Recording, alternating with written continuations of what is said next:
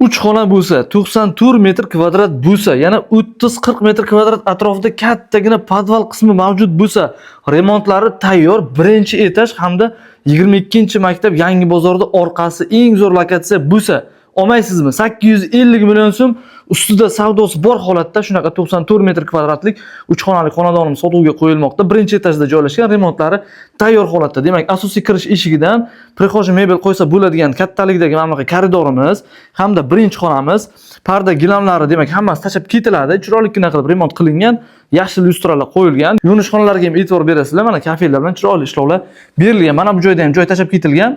Yana bitta rakvina qo'yaversangiz ham bo'ladi yoki bo'lmasam yana boshqa narsa qilsangiz ham bo'ladi. Bilmadim. Xullas mana bu yoqda hojatxona qismi, hojatxonaga ham даже rakvina qo'yilgan, kafe bilan to'liq ishlov berilgan.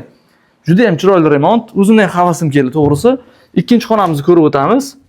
Birinchi ko'rgan xonamiz mehmonxonaga mos edi. Demak, bu xonada yotoqxona qilib ishlatishga mosroq ekan. Remontlarini ko'ryapsizlar, tayyor holatda, ortiqcha qilinadigan ishi yo'q.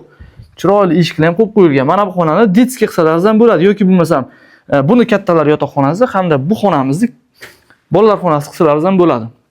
Xo'p, oshxonamizni ko'rib o'tamiz. Qaranglar, oshxona qismini kengligini bemalol o'tirib ovqatlanadigan joy qilish ham mumkin ushbu joyda.